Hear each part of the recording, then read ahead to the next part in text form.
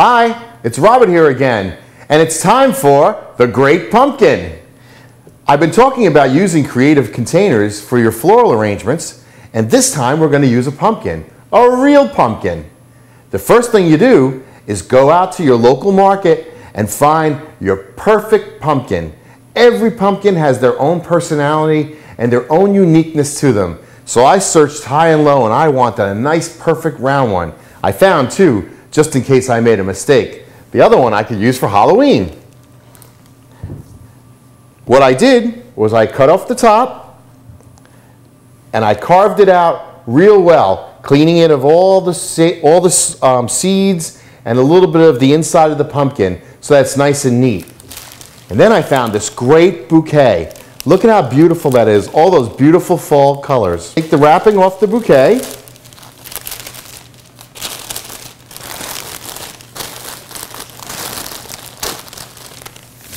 And I'm just going to set it aside for now and separate our flowers. I've got beautiful sunflowers. I've got mums. I've got Viking mums, which almost look like a little miniature sunflower. Safari sunset. Just an array of beautiful flowers and different greens too.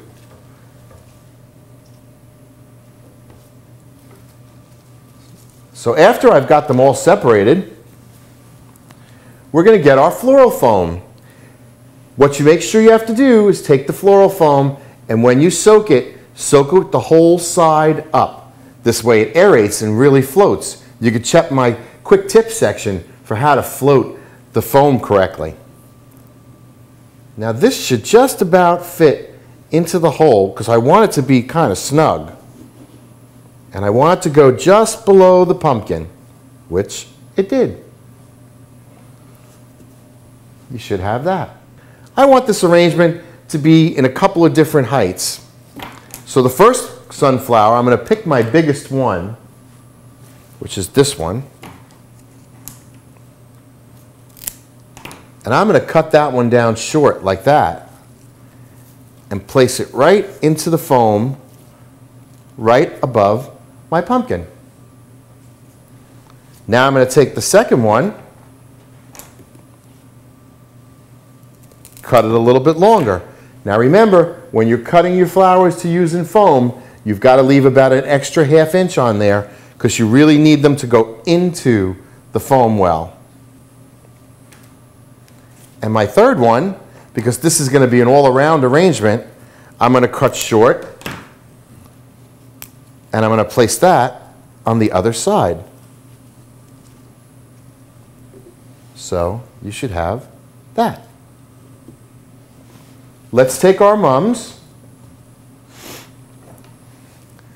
and we're going to take the mums and we're going to break them apart a little bit because I don't need these to be tall.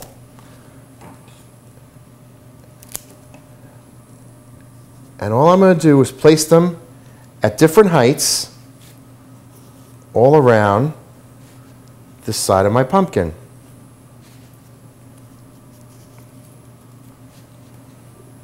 I'm going to do all the browns, see, like that.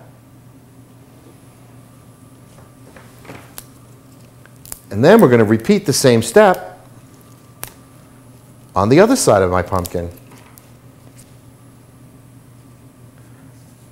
Pumpkins make a great container. And they're just so interesting. The bright colors, nice and big.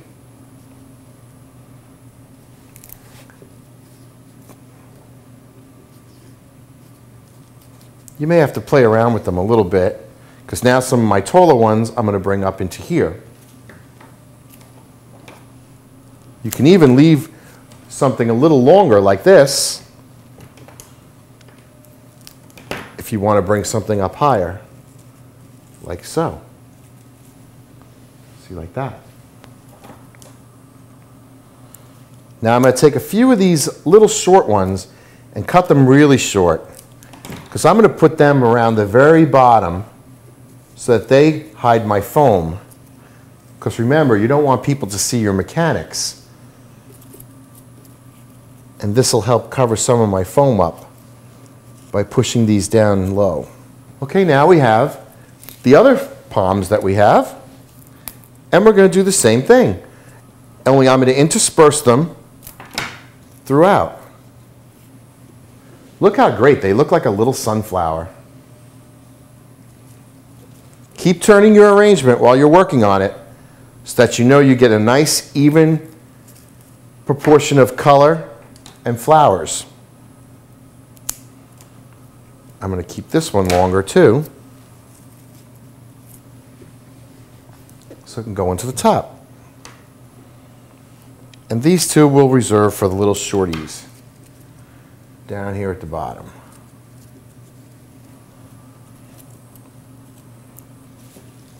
Now, let's take our Alstroemeria, and I'm going to break that up into several little pieces, where before we've always used them whole. But this Alstroemeria happens to have beautiful laterals. If it doesn't, you may need to leave it on the stem and use the whole piece. Like people, flowers are all different. And we're going to do the same thing that we did, only we're going to have the Alstroemeria pop out a little bit more. Just keep in mind, when working with Alstroemeria, Alstroemeria is one of the flowers that continues to grow after you arrange it. It'll still grow a little more. So if you're planning on putting it right here in your arrangement, in the next day or so, it could end up there. So just put it a little lower than you normally would. Now we have all the greens. This is the part that makes it fun. This is lilygrass. This is really going to make the arrangement have some movement and some wispiness. So I'm going to take these 3 pieces of lilygrass and cut them and have them pop right out going this way, like this.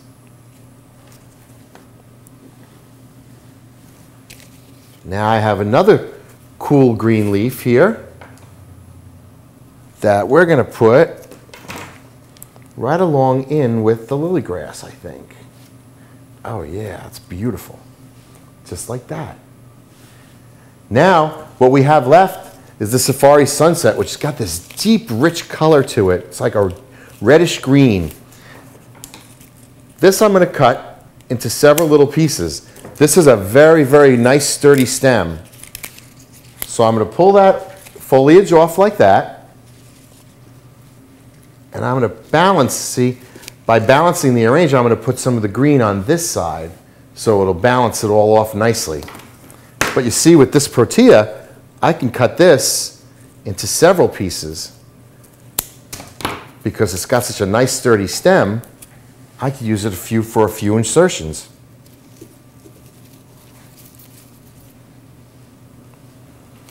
And then I've got one last piece that's a longer piece that I could stick right in like that. So let's check our arrangement and see where we want that lily to go. I think right in amongst those greens would just be perfect. Remember, cut it a little longer first, because if you make a mistake, you can't put that stem back on. Now you have this great sheet that came with the flowers. Why not use that under your pumpkin as a table runner, or even cut it into a nice circle, and you could put it right underneath because it works so well with the pumpkin color.